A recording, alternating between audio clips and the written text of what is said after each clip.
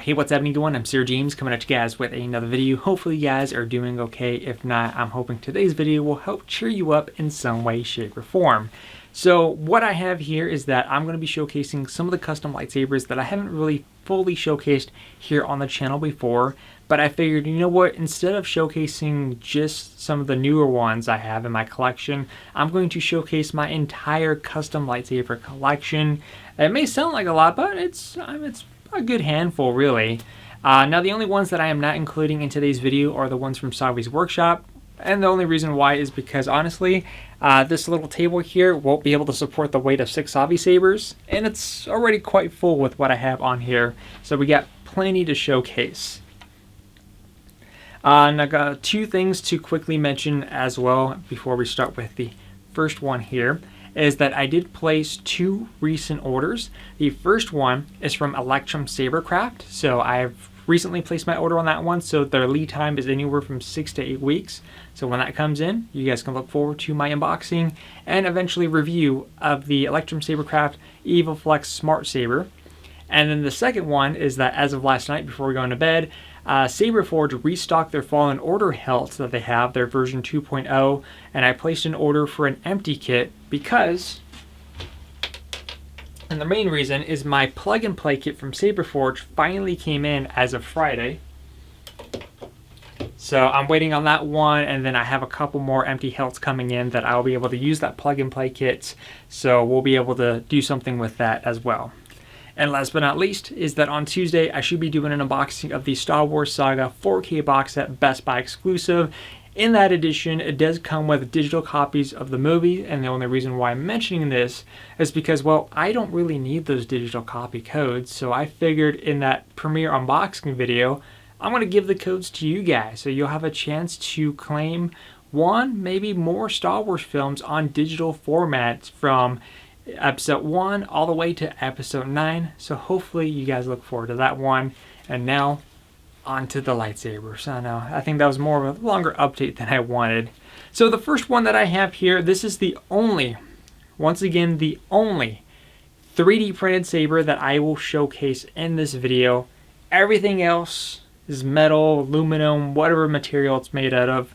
But the reason why I wanted to showcase one of the 3D printed ones, because you guys wanted to get a closer look at my Jedi Fallen Order lightsaber. This is actually the first 3D printed lightsaber that I did. And what I liked about this one is that for this one, it's actually hollow on the inside, so you could install electronics technically. But unfortunately, the plug and play kit from Saberforge doesn't fit in here. The buttons work, but the chassis and everything doesn't fit, the LED doesn't fit, so I was a little bit bummed out about that. So, I mean, at least I got the one from Saberforge coming in, so it's not a complete loss. So, give you guys a closer look here. I did disable the face tracking so I don't have to do this constantly, because I know sometimes that annoys some of you guys. But this one actually turned out a lot better than I thought it was going to be. Especially when it came to the painting. Now, the reason why there's some red exposed here is because this initially broke here in the center when I brought it to Disney, just merely displaying it, because my makeshift D-ring that I had at the time broke, and when this fell, the part that screws in completely snapped off, so I would have to print another one of these, which I may do anyways because the 3D printed file had an option to connect 2 of them together, so I may have an excuse now to do so. But like I said, this one is very nice looking. And if you're kind of curious, what is the main color paint here? I have it right here, actually. I remember to bring this. This is the Graphite Gray Metallic. So that on top of black and a little bit of silver for the scratch marks. That's basically how this came to be.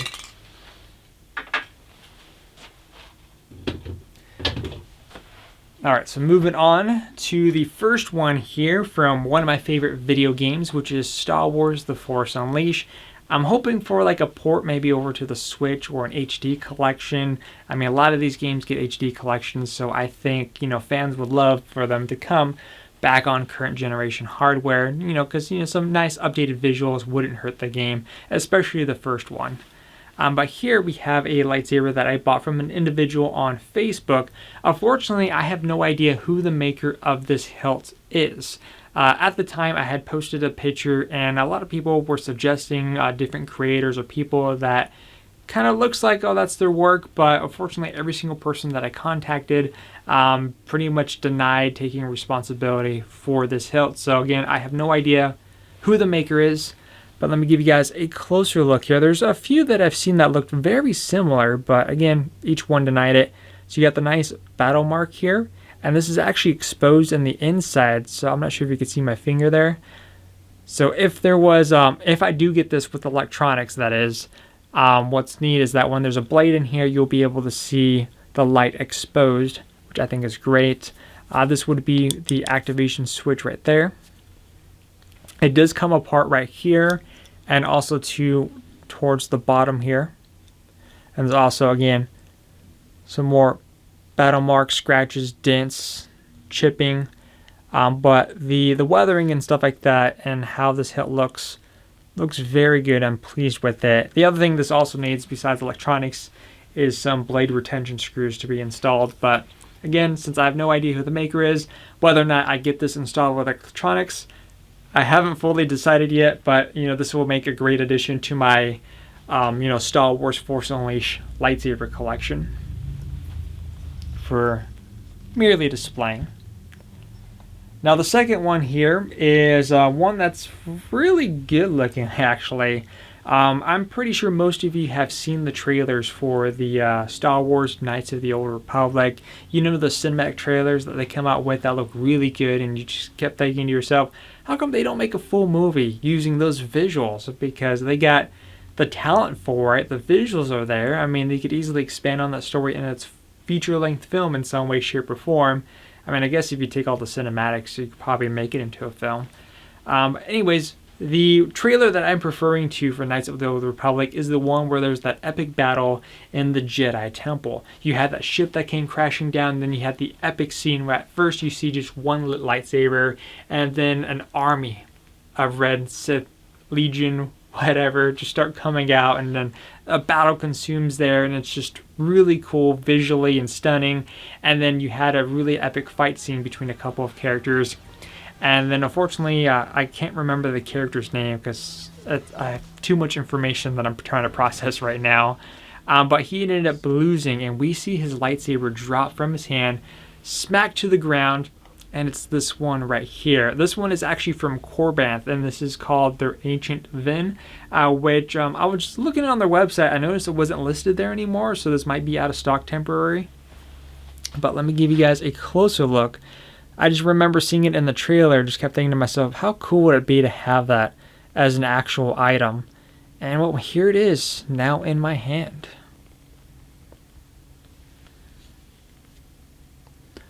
Now, I'll talk about this portion in just a moment. So again, you get the nice chrome and gold color scheme. I think this was like around, for an empty hilt, that is, around 260, 270. But one, the weight on this is actually quite decent. It doesn't feel uncomfortable to hold, because I thought this was going to be a bit weird to hold. But honestly, it feels really good in the hand, even with this bulk portion here. You do get the door separately. There's actually a few things. This does require a little bit of assembly, by the way. You have to install all these little portions here. You have to install this bit, and there's like a few screws that are kind of on there that you have to assemble. And then you also get this door here, which fits perfectly in that slot. But I was just trying to think about it. It's like, I wonder if you could use that for like maybe, let's see if I have one on standby. Here we go. So I was wondering if you could use that as an exposed, crystal or something like that, or maybe just open the door and have a crystal display there. I think that would be pretty cool. I haven't seen anything online, at least from anyone yet, but I feel like that could be a potential option if you wanted to. If not, then you could just simply glue this door into place. Oops. Like so, and not have to worry about it. Now you could also remove these retention screws here, and you could actually remove it right here in the mid center. You could unscrew it down here to get access to your board that you have installed. And there's also for your activation switch, because this one's a little bit different, you have this bit right here, which I guess it depends on the company, because this one actually doesn't really have a way to put an activation switch, but normally you would put like a tactile switch on either of these sides here, so you would activate it that way. So yeah, a little bit different, but again, a really nice saber nonetheless. How are we doing? Sometimes if I record for a while in 4K, the camera kind of overheats after a while. But the next one, I figured for anyone who is a fan of Star Wars Rebels, will get a kick out of this one, and we have Kanaan's lightsaber.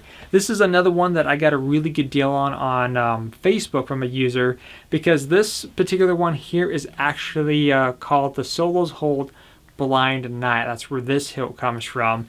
And Solo's Hold, when it comes to their lightsaber hilts, are pretty expensive because they don't come in color. It just comes in a chrome color scheme, and it's up to you to do all the power coding and whatnot.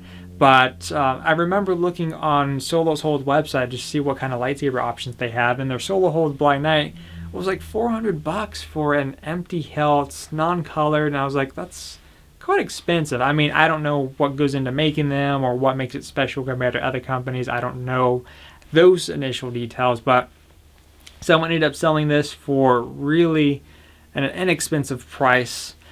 So let me go ahead and give you guys a closer look here.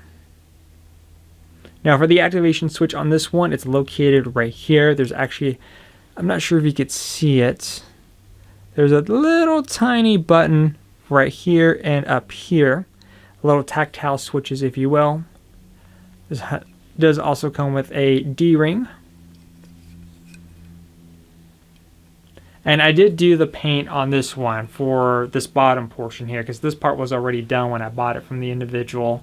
And I was looking and rewatching Star Wars Rebels because I was trying to get it to match what I've seen in the show. And at first I thought it was an olive green, but the olive green was just way too light because the color here matched with his armor that he had in the show. I'm sorry, I think his armor was on the right hand side. And so I was trying to match that as best as I could.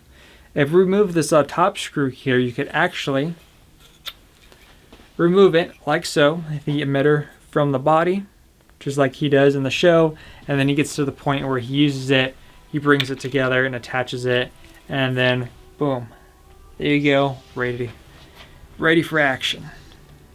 Let's go ahead and put this back. I think there's a way where you can have it to where you don't have to remove this main screw in order to do that correctly. But this does look great overall, and when you do install the electronics, you could have it to where you could still remove the emitter portion if you wanted to reenact that. But again, I think this is great. It feels good in the hands too. It's not super big, it's not bulky. I will mention that the edges of this activation box, at least the corner pieces, are quite sharp, so if you're not careful, you can easily poke yourself. And again, it does hurt a little bit, but it's not too bad. You could probably file it down ever so slightly. And that pretty much sums up all the new hilts that I haven't really showcased here on the channel before. So the next one we're going to be doing is that I'm going to be showcasing briefly the lightsabers, which I've already done full reviews on these, or I've actually, no, one of them I haven't done a review on. That's the one from Ultra Sabres actually. But you know, again, most of the other ones besides the Ultra Sabres, I've done full reviews on my channel, so if you want more in-depth detail, you can go to those, but I just want to kind of showcase it anyways. And speaking of Ultra Sabres, here is the one that I got. This is their Dark Sentinel V4. I got this as a saber staff option with the quick release connector, where this came in the tri-green and tri-blue option for my selection. I did order another one exactly like this, but the only difference is that I got them in the tri-red color scheme. So when that comes in, I'll probably have, I don't know, an unboxing, because technically it'd be the same thing as I showcased before, but we'll do something, you know, maybe showcase it in some way, shape, or form. Speaking of these Ultra Sabres, I will mention that I did order a couple of different blade types. So when I get my last order in, I will be doing a video showcasing 3 different blade types from the default and from the 2 new options that I got to go along with the LED style hilts. So again, this connects like so, and since this is a stunt saber setup, this has no sound. That's the option that I chose because, you know, when I go outside and I want to practice, you know, swinging the lightsabers around, if this were to drop, I wouldn't feel as bad. And this dropped quite a few times actually, and it's holding up quite well, and the electronics haven't failed on me, so I'm definitely happy about that. And anytime you want to release, just like that, pretty simple, and I just love that quick release mechanism there. Worth it, in my opinion, for sure. But like I said, this is the Dark Sentinel V4. I got it with the laser etching, and then I got it with the emitter windows. So again, this is very basic looking, nothing too crazy out of the ordinary. The other one's exactly the same way, so I don't really need to showcase both, but, you know, it's just the fact that you can do that and then disconnect. It's just, I can't get over that. It's always exciting when I go outside to play with them. Alright, so the next one is that we have, this is a Korbanth Darth Maul, which I purchased from an individual on Facebook as well. This is installed with the Nano Biscotti version 4.0 with a, for the lighting system, it's got the NeoPixel setup, so it's got the nice bright blades. Again, I have a separate video showcasing it with the blades, but here it is. You got the weathered emitters on the top here. When you have this on, let's go ahead and do that right now.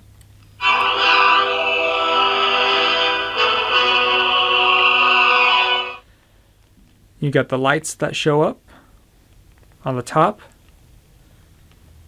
and on the bottom, and it does have the connector to form them together. I actually have a cable on this one right now. But again, very neat, very happy with those.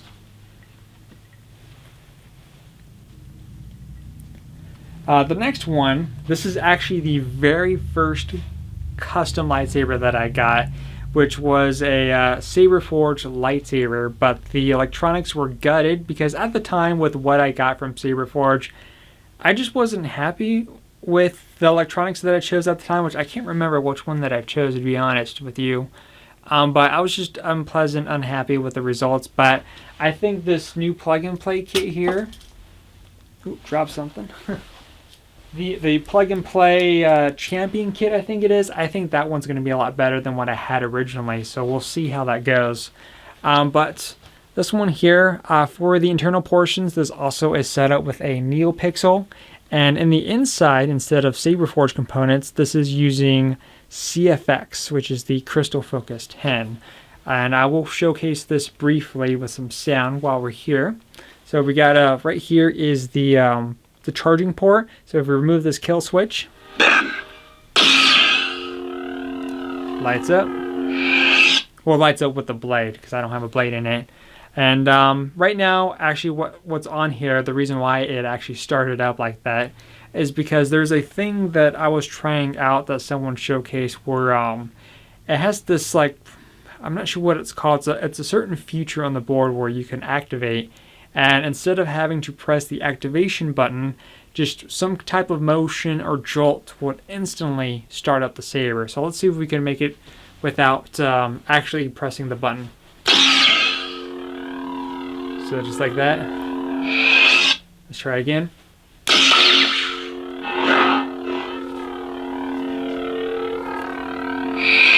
And the font that's on here right now is Sound bank selection. Ben Solo. Is the Ben Solo. No prisoners. Exactly, no prisoners. So this is also equipped with smooth swing.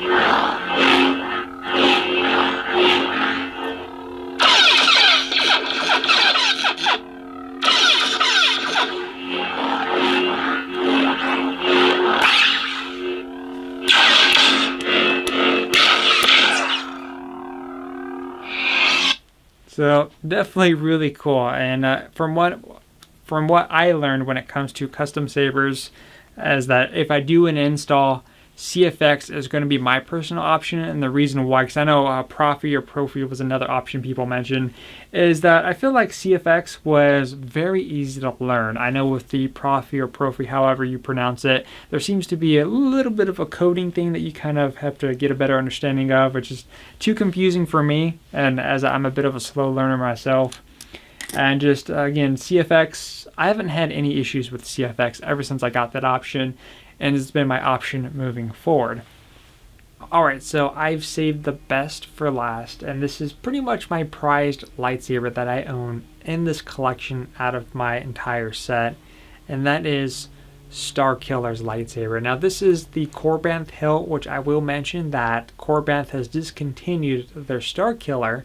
However, I did read in an email that supposedly sometime later this year they're going to be coming out with a newer design, so whether or not is it going to be better or big of a difference, I'm not entirely sure. There's a chance that I may even get it if it's that big of a game changer. But for now, this is my main saber that I currently own. So let me give you guys a closer look, and don't worry, we will turn this on in just a moment. So what we have on the inside here is that we do have the crystal chamber add-on that I ordered from Shapeways. It's got a simple weathering all the way through.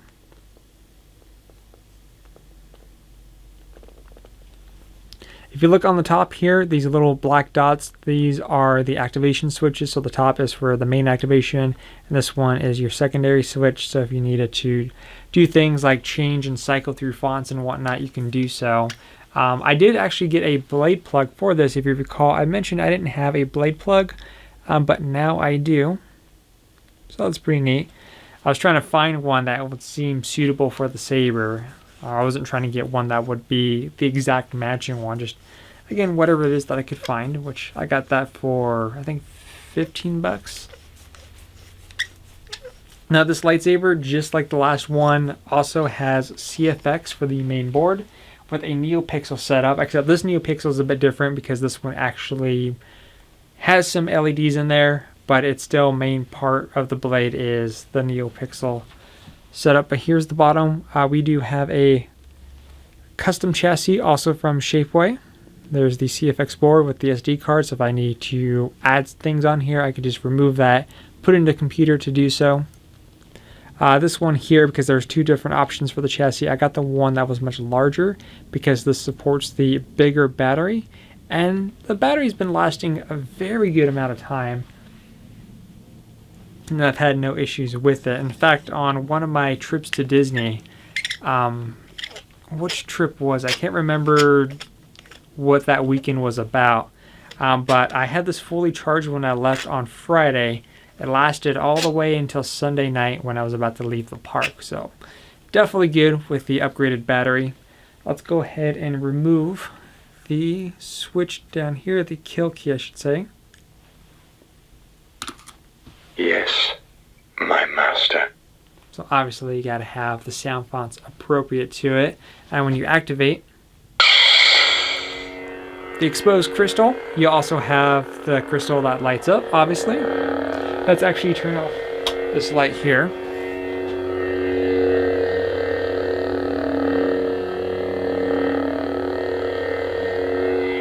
Now what's neat too is that because this is wired the same way as the main portion where the blade is, any particular effects that happen or color, the crystal will do the same thing. So for example, when we do the saber clashing sound,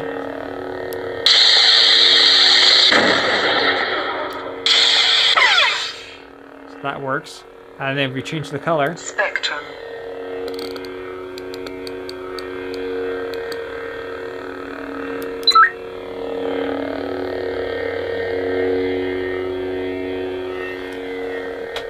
you know, flash on clash.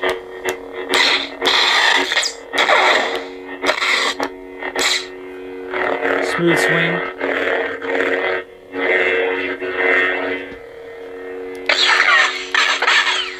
All basically anything that I've showcased in the review. But I love this thing so much. There's actually a saber that I want that's going to be probably within the same tier as far as my favorite. There's one from Vader's Vault. I know a lot of you guys have asked me about Vader's Vault. The thing is, with Vader's Vault, there wasn't really much of a selection that I personally like, because, you know, when I buy a lightsaber, I'm not just buying a random lightsaber just to have a video on it. If I'm buying a lightsaber, it's going to be a design on there from whatever company that I'm getting it from that I like. If there's a design on there that I don't like, it's going to be a bit of a hard kind of time for me to justify buying from that particular company. But when it comes to Vader's Vault, the one that caught my attention, which I'm waiting for it to return in stock so I could hopefully snag it in time, and I know whenever I do get it, the wait time is going to be quite a long time. I think, I don't know, anywhere between 6 to 8 months. But the lightsaber that I want from Vader's Vault is called the Sovereign Elites. That's the one I want.